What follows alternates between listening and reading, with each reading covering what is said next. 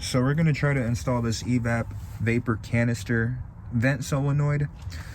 All right, so a few days ago, it was raining really hard here in Houston, and I was driving home, and there was this ginormous puddle that looked like a lake almost. I drove through it going like 50 or 55 miles an hour. It seemed like I came to a complete stop and water was all over the place.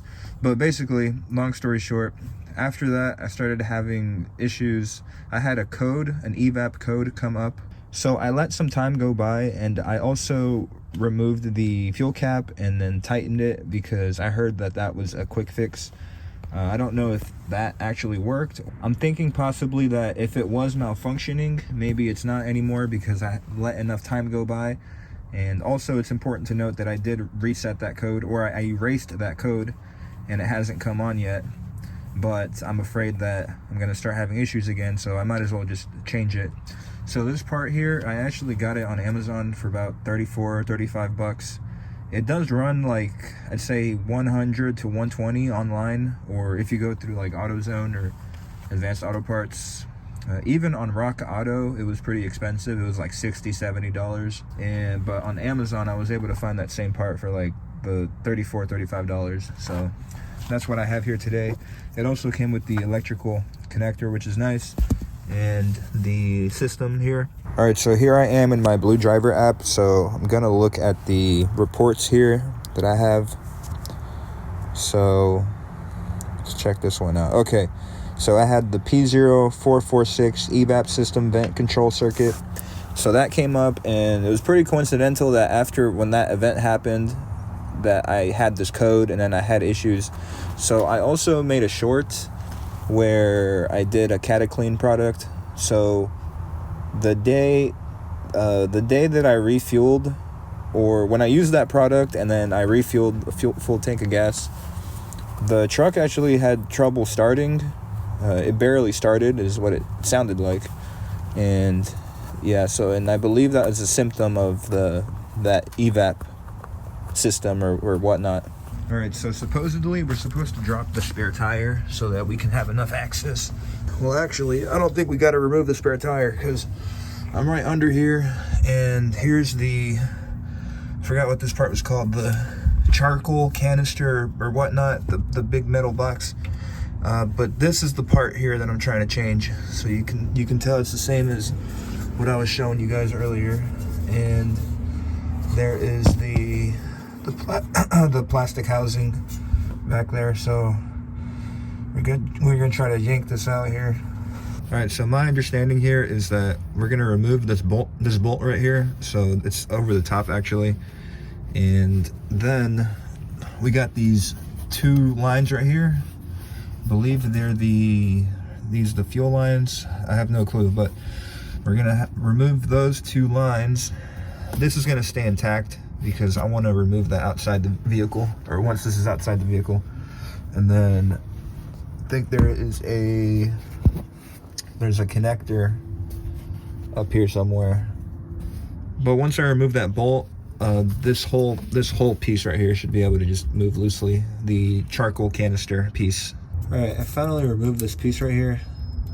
I have no clue how you're supposed to remove this, so I just used some pliers and just wiggled it out of there until it came out. And it's finally out. I believe on these ones, I think you just have to put enough pressure on these white tabs right here. Just squeeze them, probably with the same pliers that I used. And then as you squeeze that tab, pull the line out. And same thing for that one right there on the bottom. All right, so this has pretty much turned into a nightmare. I said I wasn't going to finish the video, but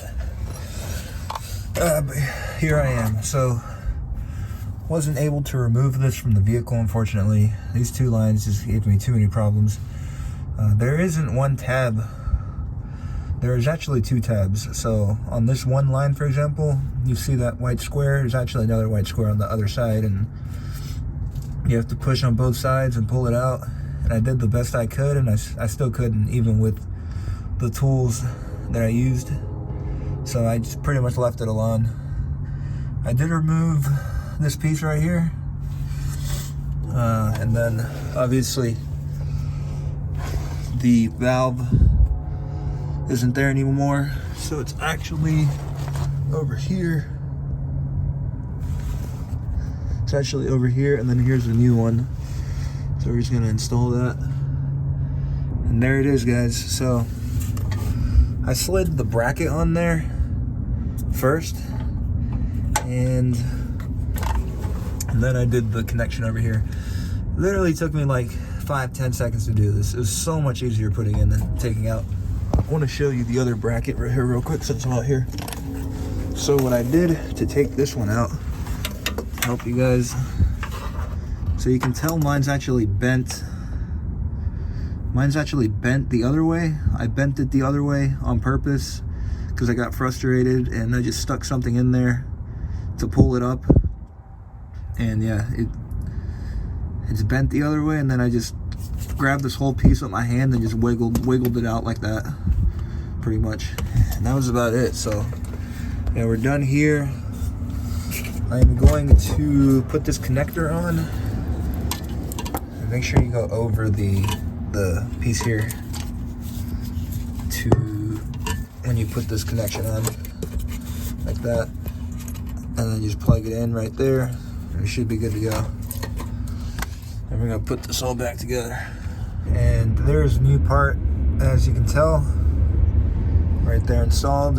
And I put the nut back on there, so you're good to go.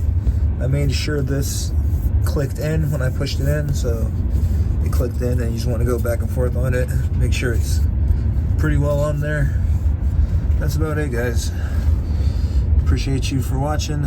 Feel free to subscribe to the channel and turn on the notifications to stay up to date when I release new videos. Feel free to check out my SoundCloud, and that'll pretty much do it. Thank you guys for watching. I will see you in the next video. Alright, so it's the next day, and something I just wanted to point out is I actually opened up the old one that I had down there on the top. It just has these tabs that you pry up or whatnot. I used some pliers. And then in here, I'm assuming this is the filter. And what I noticed is how brittle the filter is. As you can tell, I'm gonna try to do it here live. I can break this apart like really easily. Like it's just coming off. I don't know if you notice that. So that doesn't look normal to me. I don't know if that is normal or if this is a special kind of filter. But yeah, I just wanted to point that out. And it was also very dusty in here as well. Super dusty. So I just wanted to point those things out here. I still have no clue what this wiring harness does. I guess I didn't need it. Maybe for specific models. And I guess this is an adapter, I would assume.